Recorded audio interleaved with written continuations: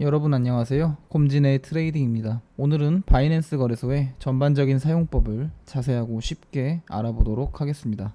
가장 먼저 할 일은 회원 가입입니다. 어플을 설치하는 방법으로 해볼 거고요. 가장 많은 수수료 할인을 받는 방법으로 진행해 보도록 하겠습니다. 자, 구글 플레이 스토어를 켜고요. 아이폰은 앱스토어겠죠? 여기서 바이낸스를 검색하고 이런 로고를 찾아서 설치를 하고 설치가 다 됐으면 실행을 해줍니다.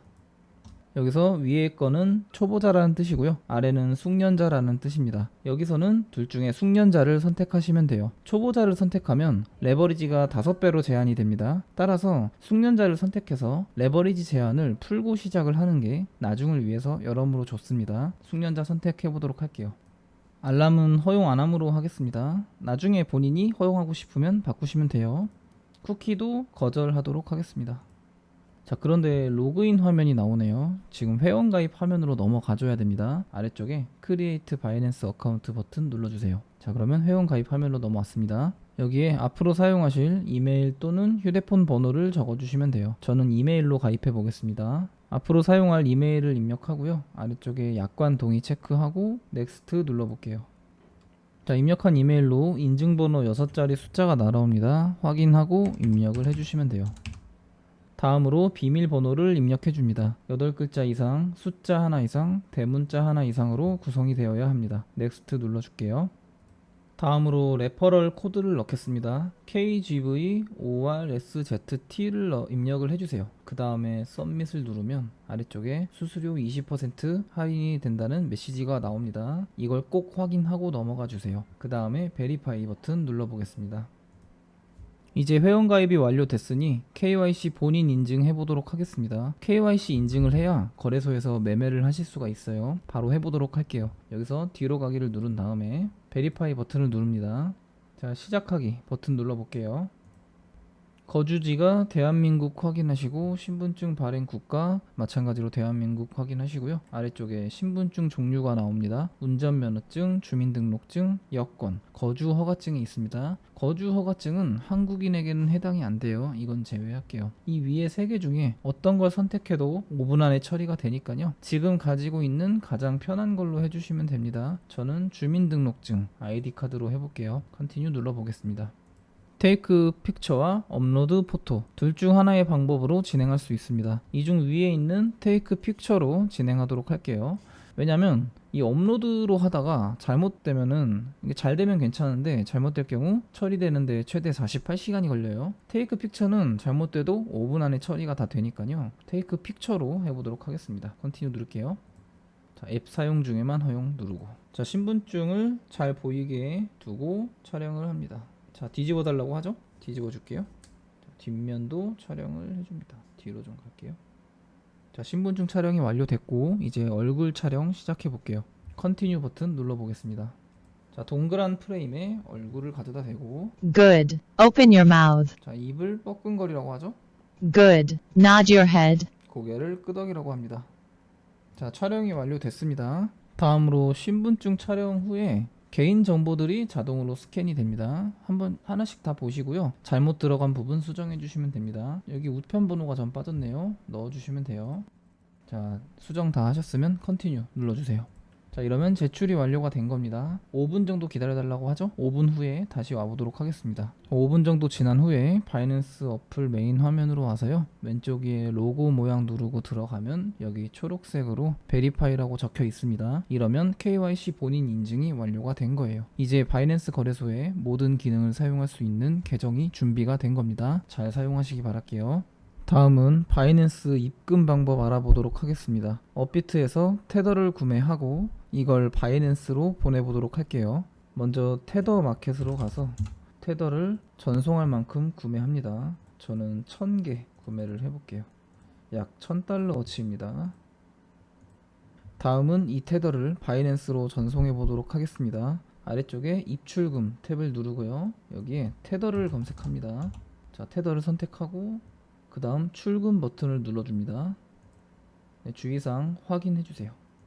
네트워크를 트론 선택해주고요. 출금 수량은 최대. 그러면 제가 갖고 있는 1000개가 선택이 되죠.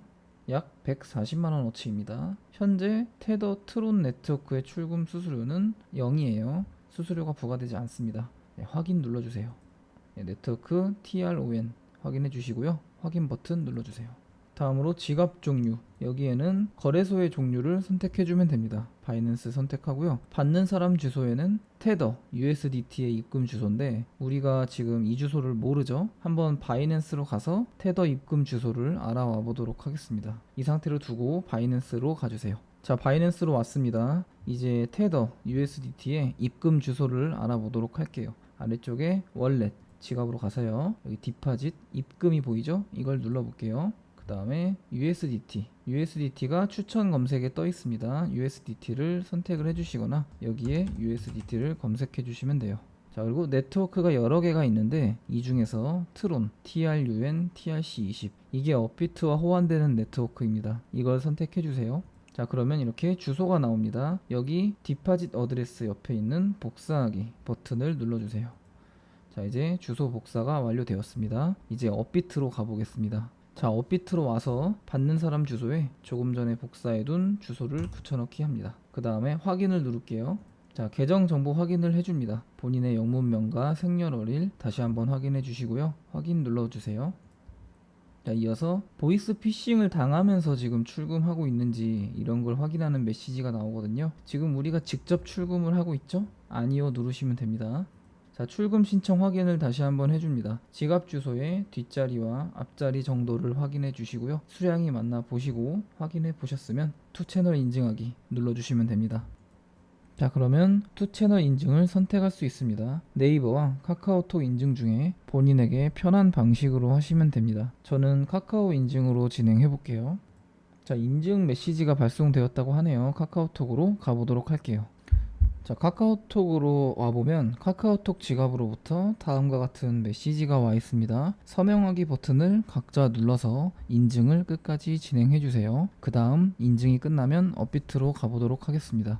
자, 잠시 후에 업비트로 와보면 이렇게 출금 신청이 완료되었다는 메시지로 바뀌어 있습니다. 이제 한 3분에서 5분 정도 후에 바이낸스로 가보도록 하겠습니다.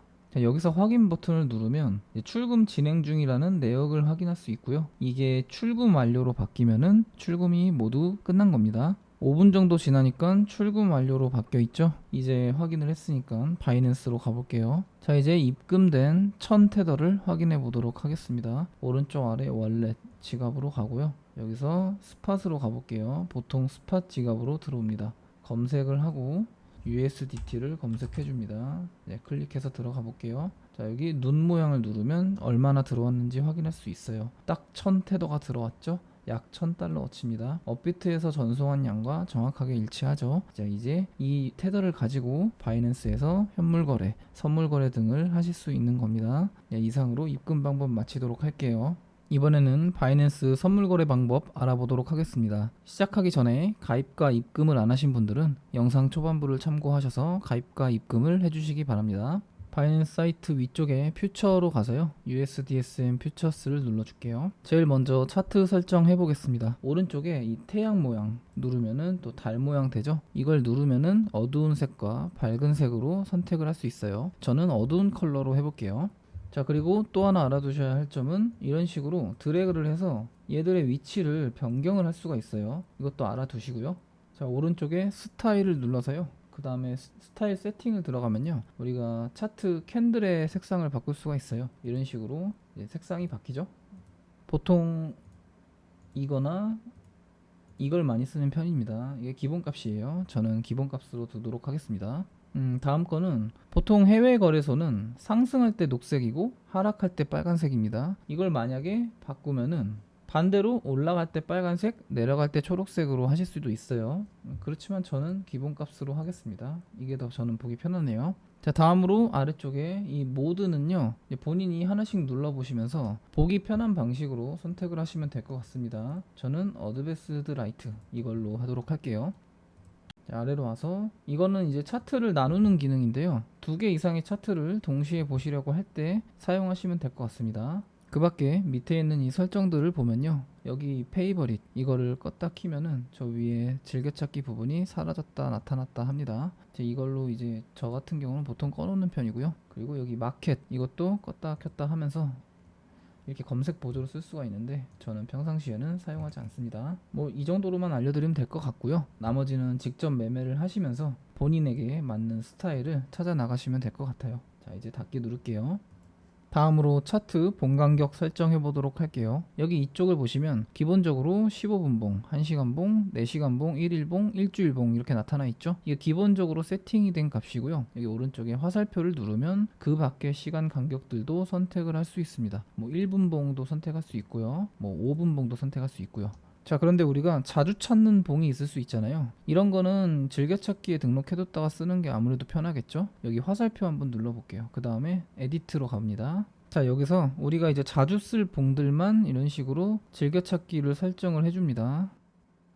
자, 세이브 한번 해볼게요. 자, 여기가 이제 바뀌었죠. 이제 제가 자주 쓰는 봉들 위주로 즐겨찾기가 설정이 된 겁니다. 자, 다음으로 보조 지표 알아보도록 하겠습니다. 여기 보시면 이 테크니컬 인디케이터라고 보이죠? 이게 기술 지표라는 뜻이에요. 이걸 눌러서 평상시에 많이 쓰는 걸 추가해 볼게요. 위쪽에 주요 지표와 보조 지표가 보이죠? 자, 주요 지표부터 보도록 할게요. 먼저 MA입니다. 이거 이동 평균선이죠. 기본적으로 이렇게 7, 25, 99일 3개가 나오는데요. 저는 이거 따로 건들지 않고 3개를 쓰는 편입니다. 특히 바이낸스 99선은 많은 분들이 참고하는 선이죠. 코인에서는요. 잘 알아두시기 바랄게요. 그리고 아래쪽에는 볼린저 밴드. 자, 여기 상단 밴드와 하단 밴드가 나오죠. 이 색깔은 본인이 이제 맞게 변경을 좀 해주시면 됩니다. 자, 다음은 보조 지표입니다. 이걸 눌러서요. 서브 인디케이터죠. 많이들 보시는 주로 거래량 하나 추가하고요. 그리고 아래쪽에 RSI 정도 추가해서 이 정도 하고 이제 저장 누르고 나가보도록 하겠습니다. 밖으로 나오면 우리가 설정해둔 보조 지표를 들어가서 세팅 값을 변경할 수가 있습니다. 뭐 예를 들어서 여기 MA가 이동평균선이죠. 여기 보시면 세팅이라고 보이죠. 톱니바퀴를 눌러 들어가서 7일선이 보이죠. 얘를 흰색으로 이렇게 바꿀 수도 있고요.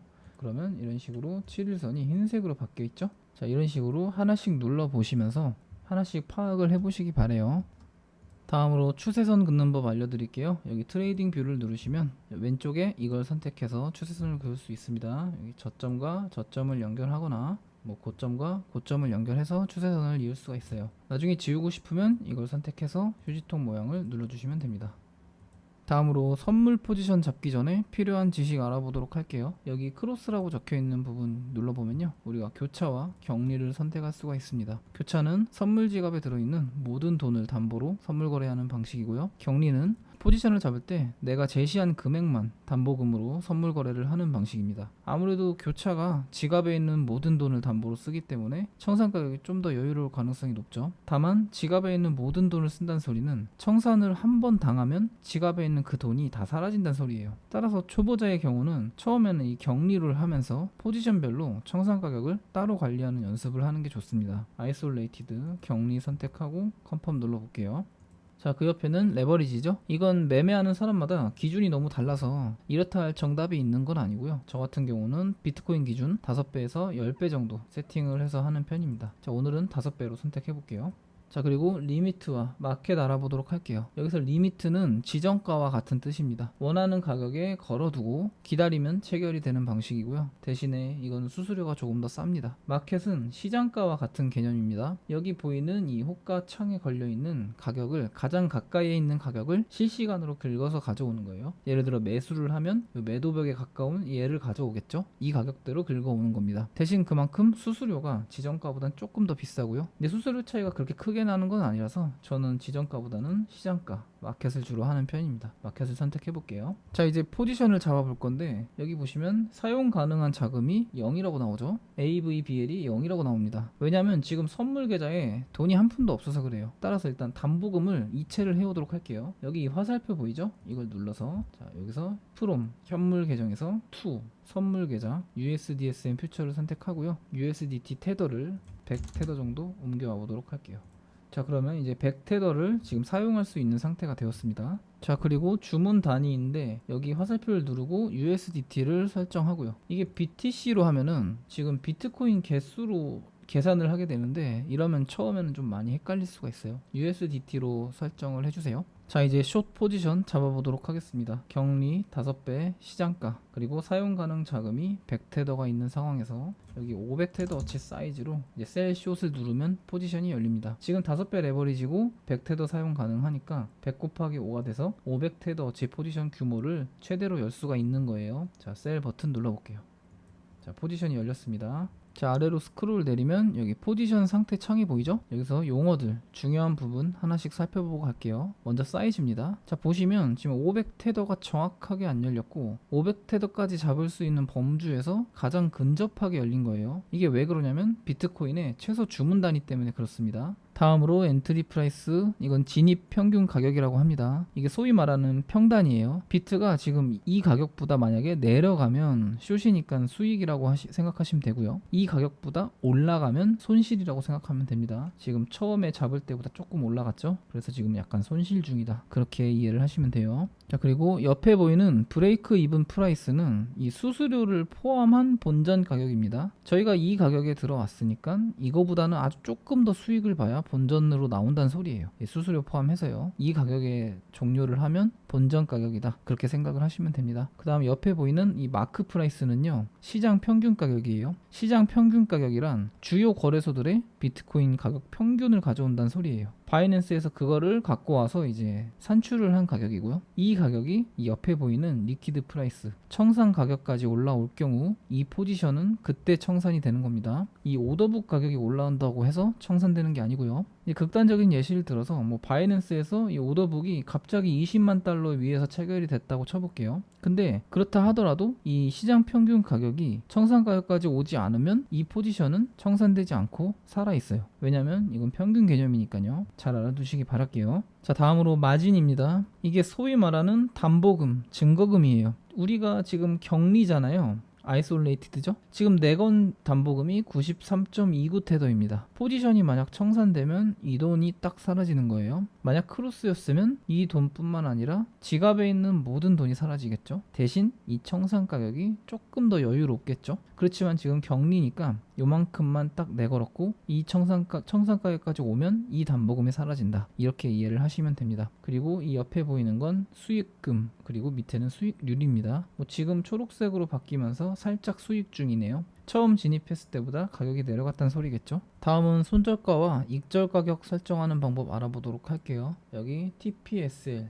연필 모양 한번 눌러볼게요. 제가 값을 넣어놨습니다. 지금 진입 평균 가격이 58,304테더 정도인데 제가 만약에 자고 있는 도중에 5만 달러까지 가격이 내려오면 이 포지션을 익절하라는 소리고요. 6만 달러까지 가격이 올라가면 이 포지션 유지하지 말고 바로 손절을 하라는 소리입니다. 자, 컨펌을 누르면 세팅이 됩니다. 컨펌 다시 한번 누를게요. 자, 이런 식으로 가격이 세팅이 됐습니다. 자, 그리고 옆에 포지션을 종료하는 기능들이 있죠. 여기서 마켓을 누르면 시장가로 포지션을 종료하고요. 이 리미트로 누르면 지정가로 포지션을 종료를 할 수 있습니다. 보통 많이들 하는 거는 마켓 종료예요. 저도 시장가로 종료 한번 해보도록 할게요. 자, 여기서 마켓 버튼을 누르면 이 포지션이 1.78테더 정도 수익이 난 채로 종료가 됩니다. 한번 눌러볼게요. 자, 이제 수익이 난 채로 포지션이 종료가 됐습니다.